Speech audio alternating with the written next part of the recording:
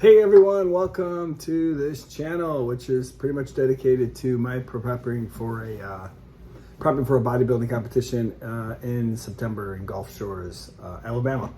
Anyways, this is week 9. It's like 9 in 3 days, but it's week 9. So pretty excited about that. Getting really, really close.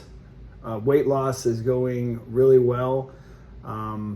I've lost 15 pounds, started at 199. I'm now at 184.5. So pretty good progress. Actually dropped 2.2 pounds this week. Well, roughly over 4 days. But so that's going really good. Food, same, hasn't changed. My coach said we'd see how I did for the week, and I've pretty much been eating the same thing for the last 9 to almost 4.5 weeks, something like that. So, but that's going really, really well. No issues there. I'm not hungry. If anything, I'm really making sure I get my 2,000 calories. Because if you're taking in 7+ grams of protein per meal, that's just a lot. So, but it's going pretty good. Trying to think what else I need to talk about. They already told you I got my tanning all set up, and my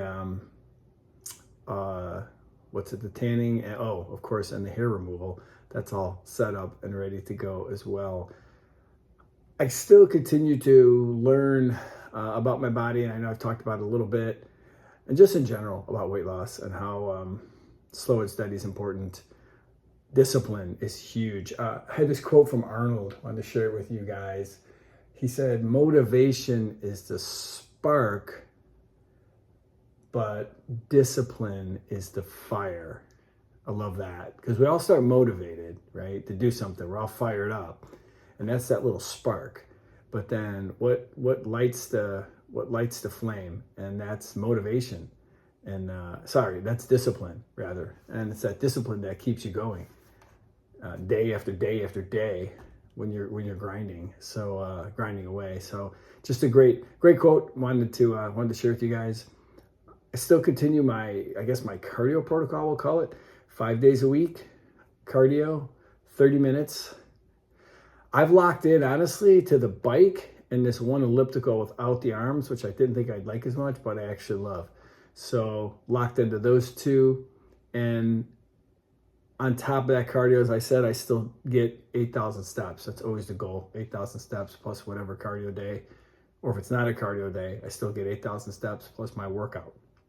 So that's definitely helping my weight loss. It's not even a question for me. I know it's definitely working. So it's definitely helping me reach my goal. So I don't think I've done many pictures, but I'll just kind of let you see how I'm doing to this stage. So this is pretty much me. There'd be this one here, double bicep, which is a key one that I have to throw down to pose. But yeah, I've leaned up quite a bit. So I'm really, really happy about that. When you make all this, do all this work, you want to see some progress. So I'm definitely seeing the progress.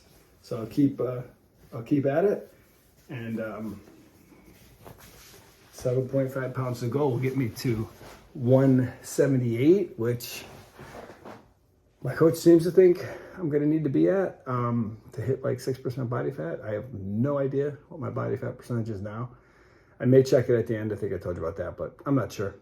Anyways, that's pretty much about it.